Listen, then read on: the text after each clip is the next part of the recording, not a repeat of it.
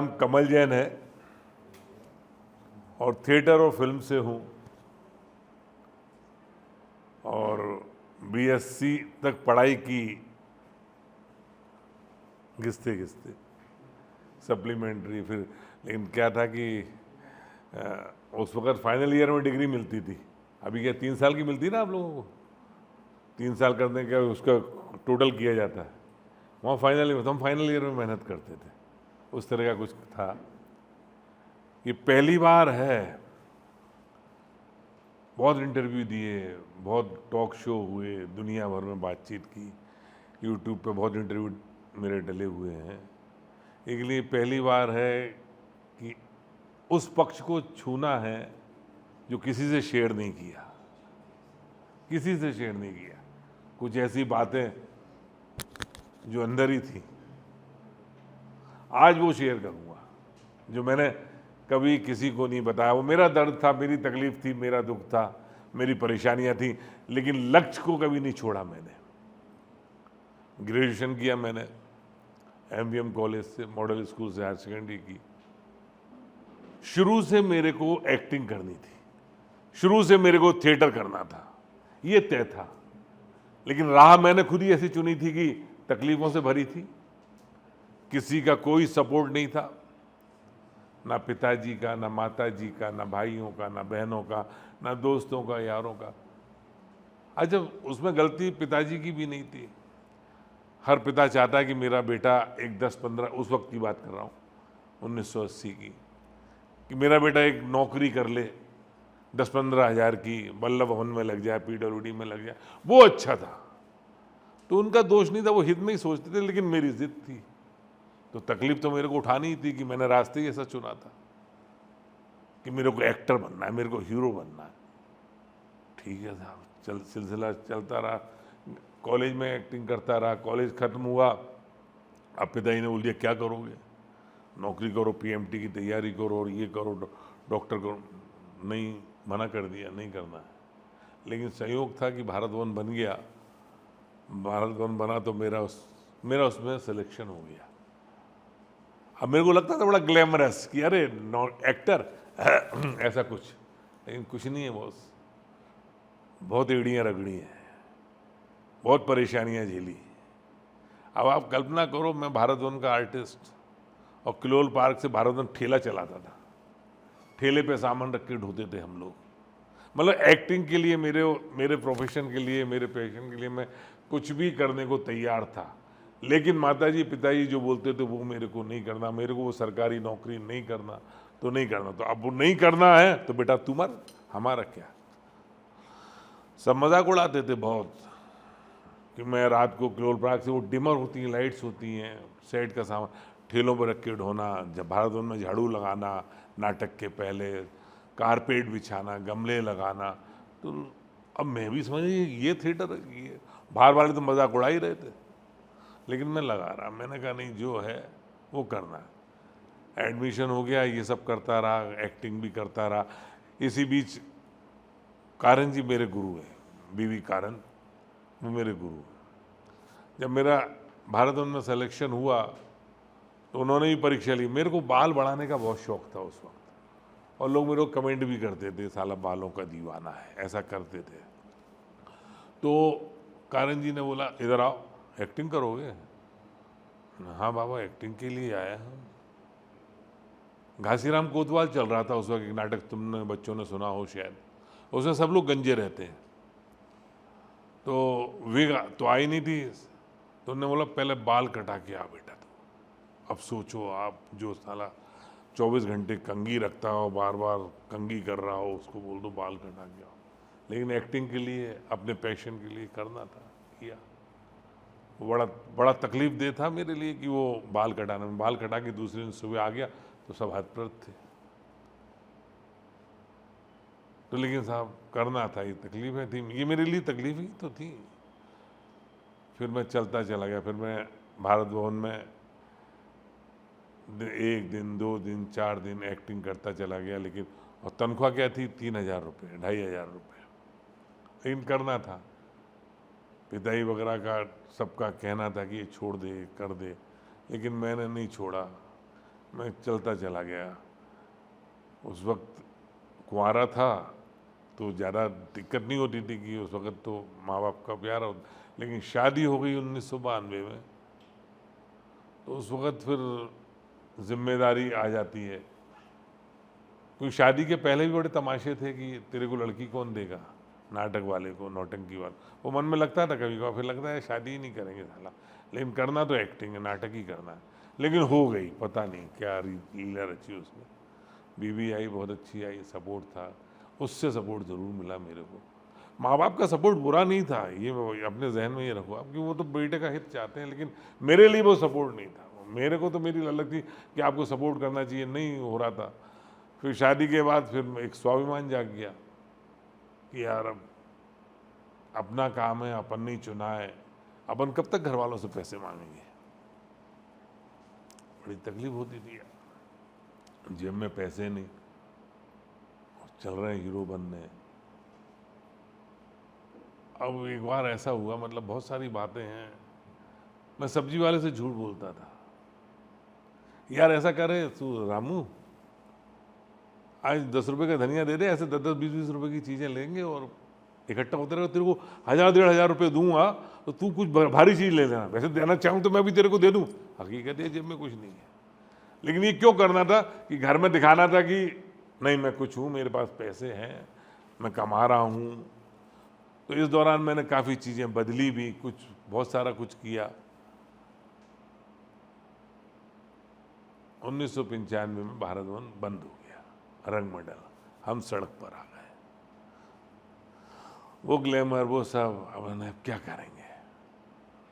तो उस वक्त कुछ नेटवर्किंग, कुछ ये काम, फिर वो काम, लेकिन कुछ हो नहीं रहा था, कुछ भी नहीं हो रहा था, परेशान था। वाइफ का सपोर्ट था, बच्चे छोटे छोटे से थे। फिर एक दिन मन में आया कि बॉस चलो मुंबई चलते हैं। सूटकेस लगाया, 4 जोड़ी कपड़े रखे, ओढ़ने बिछाने का रखा, पता नहीं कहाँ रुकेंगे, क्या करेंगे। तो शुरुआत तो सरकारी मेहमान बने थे, एक रविंद्रालय है, वहाँ पर 4-5 दिन रुक गए थे, गवर्नमेंट की चिट्ठी लेके गए थे, तो वहाँ रुक गए। अब वहाँ स्ट्रगल शुरू हो गया ज़बरदस्त। अब वहाँ जिसके काम के लिए गए थे वो स्ट्रगल तो बगल में, पहले साला रहने का स्ट्रगल, खाने का, क्योंकि जिद थी ना कि घर से पैसा नहीं लेना है, ये जिद थी कि अब जो करना है अपने दम पे करना है। स्वाभिमानी बन गए थे शादी के बाद से। बहुत तकलीफें हुई, मतलब ये आलम था कि जिनको मैं अपना समझ के बम्बई गया था, रात को सो रहा हूँ नीचे चटाई पे, कभी है भाई साहब कल सुबह आप अपनी व्यवस्था कर लेना।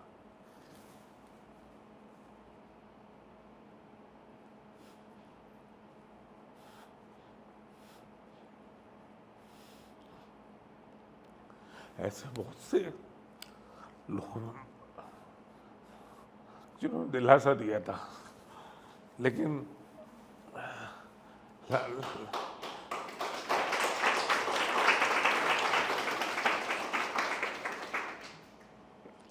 मतलब एक बार तो ये हो गया था कि मैं बम्बई में 10-15 जगह लोगों के घर में रहा, काम नहीं छोड़ा मैंने, अपना लगा रहा, शूटिंग कर रहा था, खूब शूटिंग कर रहा था। मेरी एक फिल्म भी हिट हो गई थी, सब था, लेकिन एक दिन ऐसा आया कि मैं अंधेरी के 4 बंगला देखा होगा लोगों ने, चौराहे पे खड़ा था कि आज रात को मैं कहां से हुआ, सूट के साथ में था, क्योंकि उसके एक दिन पहले रात को उसने बोल दिया था, तीसरे बार, मतलब ये एक जगह से नहीं सुना मैंने कि भैया कल अपनी व्यवस्था कर लेना, ऐसा कई जगह से सुना, जिनको मैं, जैसे होते हैं ना बम्बई से लोग यहाँ आते, अरे आ जाना यार मैं हूं ना, अरे मैं हूं यार, मैं सब देख लूंगा, अपन है ना। अरे साहब जो करना है वो आपको अपनी दम पे करना है बेटा, इस चीज को ध्यान रखना, कोई किसी का नहीं है। मैं चौराहे पे खड़ा था कि रात को कहां सोऊंगा, अब क्या होगा। फिर एक क्या चला गया, सोया, 8-10 दिन वहां रुका। नहीं, बम्बई का स्ट्रगल एक अलग तरह का था, मेरे को काम की कमी नहीं थी, लेकिन बम्बई शहर फिर मेरे को अच्छा नहीं लग रहा था। और मैं कोई छोटे मोटे रोल करने तो आया नहीं था, बनना तो हीरो ही था, बनना तो वही था। फिर मेरे को लगा कि नहीं, अब मेरे को चलना चाहिए यहाँ से। और एक दिन निर्णय ले लिया कि नहीं, मेरे को बम्बई मैंने उन हालातों में छोड़ी है जब मैं बहुत काम करने लगा था, सुबह दोपहर शाम शूटिंग कर रहा था, लेकिन मैंने छोड़ दिया कि जो, क्योंकि उसकी एक वजह और ये थी ना कि मैं हीरो बनने के चक्कर में लगा था। मेरे 2 छोटे बच्चे कैंपियन में पढ़ते थे, पेरेंट्स मीटिंग में वो अकेले जाते थे।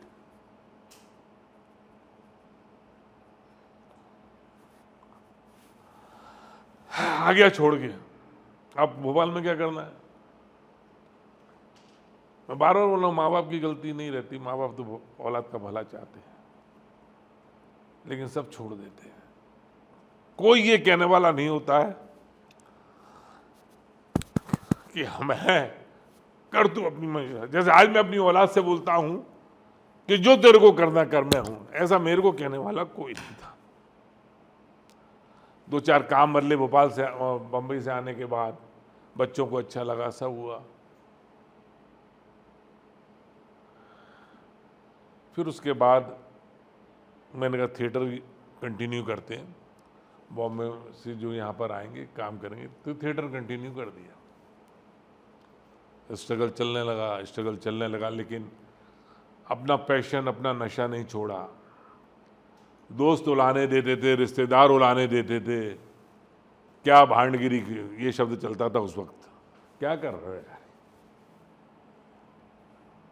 हमारा खानदान सोने चांदी का है, मतलब उनके यहाँ, मामा के यहाँ, उनके यहाँ बड़े बड़े शोरूम हैं, तो वो आते थे कभी कभार, मतलब रिश्तेदार की बात कर रहा हूँ, पर्टिकुलर किसी रिश्तेदार की नहीं, कि बेटा क्या कर रहे हो आजकल?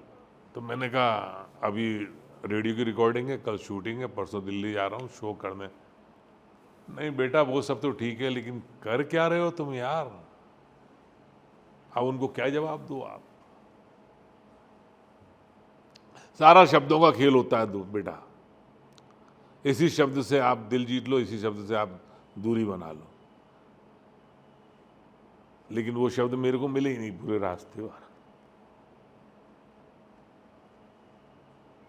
लेकिन मैं अपना धुन का पक्का था, जिद्दी था, करता चला गया और 2011 में जाके राष्ट्रपति भवन से बुलावा आ गया, नेशनल अवार्ड मिल गया इस फील्ड में। 2011 में बड़े बड़े लोगों के साथ, जैसे अभी महेंद्र ने बताया ना, शिव कुमार शर्मा और फिर अमजद अली, ये सब मेरे साथ में थे। वो अवार्ड क्या मिला, मेरी जिंदगी बदल गई। वो स्ट्रगल खत्म हो गया। स्ट्रगल ऐसा खत्म हुआ कि आज मेरे पास सब कुछ है, नाम है, शोहरत है, इज्जत है, पैसा है, सब है मेरे पास। और जो मेरा मजाक उड़ाते थे, जो रिश्तेदार, जो दोस्त, वो अपने बटुए के अंदर मेरे राष्ट्रपति भवन की फोटो रखते हैं कि ये हमारा लल्ला है, ये हमारा दोस्त है। लेकिन जब जरूरत थी,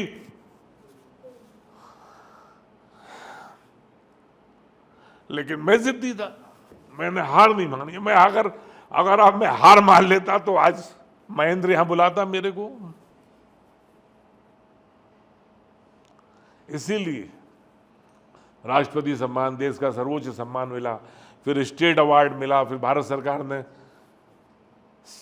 सीनियर फेलोशिप दी। आज ये रोना इसलिए आ रहा है कि आज तक किसी ने पूछा ही नहीं, आज इस प्लेटफॉर्म ने पूछा। सब लोग मेरी सफलता ही देखते रहे, सब लोग मेरी कि यार ये तो बड़ा महान आदमी, यार इस महानता के पीछे क्या है तुमको नहीं पता। सबने मेरी बस ऊंचाइयां ही देखी, तो ये सब होता चला गया। मेरे को ये नेशनल अवार्ड, स्टेट अवार्ड, ये सब मिलने के बाद ऐसे भी अवार्ड है कि अमिताभ बच्चन ने बुला के बोला कि इधर आओ जैन साहब, क्या आवाज है तुम्हारी यार, क्या बुलंद आवाज हो, ये किसी नेशनल अवार्ड से कम है जब इतना बड़ा आदमी बोले। सतीश कौशिक बोलते हैं कि कमल जैन जैसे दमदार एक्टर के साथ काम करने में मजा आ गया। अनुपम खेर साहब, मैं पैकअप के बाद मैं घर जा रहा हूँ, इतना बड़ा आदमी जिसके साथ मैंने अभी सीन किया और मैं पैकअप के बाद घर जा रहा हूँ, मेरी हिम्मत नहीं थी उससे बात करने की। वो आदमी दूर से बोलता है, जैन इधर आओ। अनुपम खेर कहता है कि आप मेरे साथ फोटो नहीं खिंचवाओगे, ये अवार्ड से कम नहीं। तो सब होता चला गया बेटा, एक जिद ने सब कर दिया और आज मैं तुम्हारे सामने हूं।